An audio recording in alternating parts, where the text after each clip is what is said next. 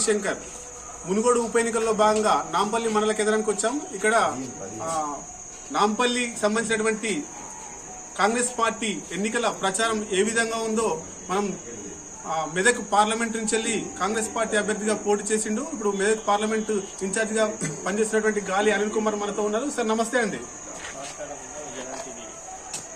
Sir ఇక్కడ ఎట్లా ఉంది మీ ప్రచారం, ఎట్లా ఉంది?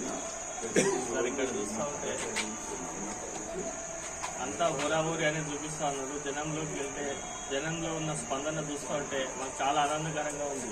ఎందుకంటే గతంలో ఏ వర్క్ చూసినా పాల్బాయి గౌడన్ రెడ్డి చేసిండు. ఇప్పటికీ 8 సంవత్సరాలు అయింది టీఆర్ఎస్ పార్టీ వచ్చి, బీజేపీ పార్టీ వచ్చి, ఎటువంటి అభివృద్ధి జరగలేదని చెప్పి చెప్తా ఉన్నారు. గతంలో ఏ వాడకపోయినా ఏ ఎస్సీ వాడకపోయినా చూస్తా ఉంటే ఇది ఇందిరమ్మ ఇల్లు ఇచ్చిందే, ఇది ఇందిరమ్మ జగనే, మాకు పాల్బాయి గౌడన్ రెడ్డి బోర్ వేయించింది అప్పుడు అని చెప్పి చెప్పడం జరుగుతూ ఉన్నది. కానీ ఎక్కడ ఏ అభివృద్ధి కూడా ఈ 8 సంవత్సరాల బీజేపీ కానీ టీఆర్ఎస్ కానీ ఎటువంటి అభివృద్ధి చేయలేదని చెప్పి చెప్తా ఉన్నారు జనాలు.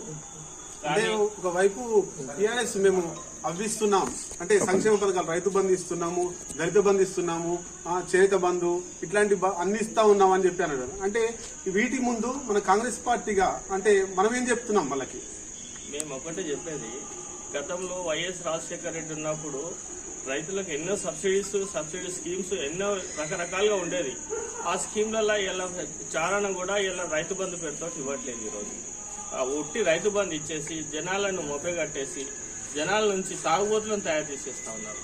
గతంలో క్వార్టర్ సీసా 50 రూపాయలు ఉంటే ఇలా 180 రూపాయలు అమ్ముతా ఉన్నాడు. నూనె ప్యాకెట్ 50 రూపాయలు ఉంటే 200 రూపాయలు అన్ని జనం నుంచి గుంజుతా ఉన్నారు, వాళ్ళు ఇస్తా ఉన్నారు. రైతు రుణమాఫీ అన్నాడు, ఇప్పటిదాకా రుణమాఫీ చేయలేదు.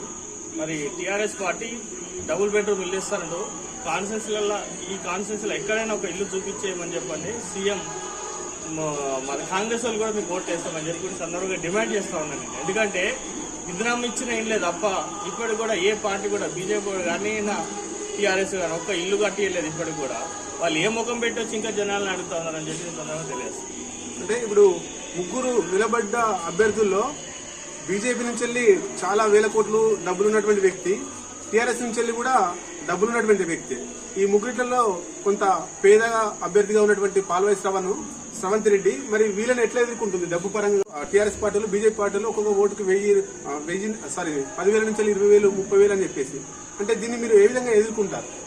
మీరు ఒక్కటే అబ్జర్వ్ చేయాలండి. గతంలో పాల్వాయి గౌడన్ రెడ్డి ఎమ్మెల్యే కానీ మంత్రి కానీ రాజ్యసభ సభ్యుడు కానీ ఎన్నో పదవులు అనుభవించాడు. ఎక్కడ కూడా ఆయన డబ్బు సంపాదించుకోలేదు. ఉట్టి 8 ఏళ్లలో ఈ టీఆర్ఎస్ పార్టీ కానీ బీజేపీ పార్టీ కానీ 1,000 కోట్లు సంపాదించుకున్నామన్నారు. 1,000 కోట్లు సంపాదించుకొని ఎక్కడ పెట్టిరు, వీళ్ళు ఎక్కడ చేసిరు? ఆ జనాలు అందరూ కూడా గ్రహిస్తా ఉన్నారు. ఇలా మేము జనాన్ని నమ్ముకోరు, వాళ్ళు డబ్బును నమ్ముకున్నాం, మేము జనాన్ని నమ్ముకున్నాం. ఆ జనమే తీర్పిస్తుంది. రేపు 6వ తారీఖు నాడు ఇచ్చే తీర్పును వీళ్ళు చెప్పు దెబ్బలాగా అవుతుందని చెప్పి కూడా సందర్భంగా తెలియదు.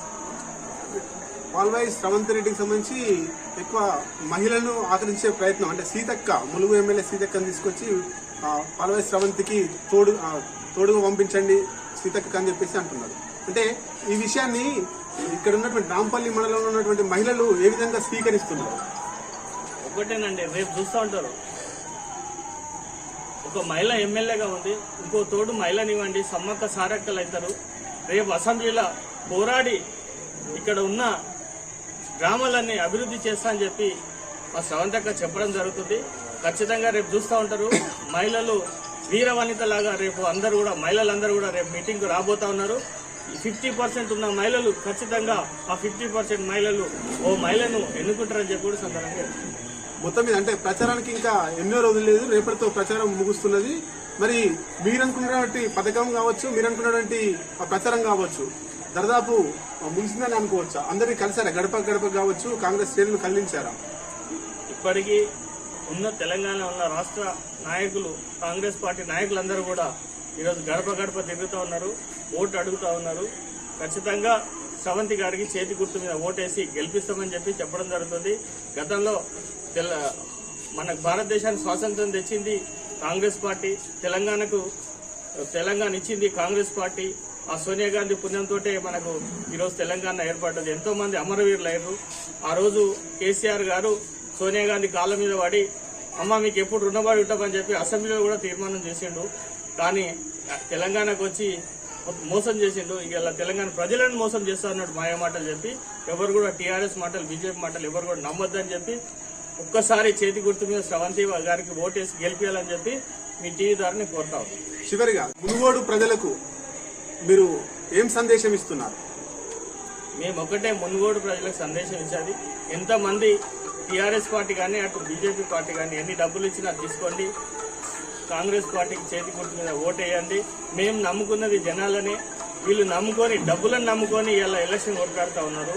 ఒక ఆయన 2,000 కోట్లు పెడతాడు, ఒక ఆయన 3,000 కోట్లు పెడతాడు. ఇట్లా 2,000, 3,000 కోట్లు ఎక్కడి నుంచి వచ్చినాయి వీళ్ళకి 8 ఏళ్ల రాజకీయాలలో? గతంలో 50 ఏళ్లు పరిపాలించిన రాజకీయ నాయకుల దగ్గర డబ్బులు లేవు. 8 ఏళ్లలో వీళ్ళు సంపాదించుకున్న డబ్బులు చూస్తూ ఉంటే జనాలందరూ కూడా ఆలోచిస్తూ ఉన్నారు, ఇట్లాంటి నాయకుడు కావాలన్నా, మనకి ప్రజలకు సేవ చేసిన నాయకురాలు కావాలని చెప్పి అనుకుంటా ఉన్నారు. ఖచ్చితంగా పాల్వాయి శ్రవంతి గారికి ఓటేసి గెలిపిస్తారని మా యొక్క నమ్మకం. మొత్తం మీద ఎన్ని డబ్బులు పెట్టినా టీఆర్ఎస్ బీజేపీలో ఎన్ని డబ్బులు పెట్టినా పాల్వాయి శ్రవంతిదే గెలుపు అని చెప్పి మనకు జనం టీవీకి ఫేస్ టు ఫేస్ ఇచ్చినటువంటి మెదక్ పార్లమెంట్ ఇన్ఛార్జ్ గాలి అనిల్ గారికి నమస్తే. జనం టీవీ ఇంకా ఇట్లాంటి అంటే అప్డేట్స్, మునుగోడు మీద అప్డేట్స్ అన్ని కూడా తెలుసుకోవడం కోసం జనం టీవీ తెలుగుని సబ్స్క్రైబ్ చేయండి.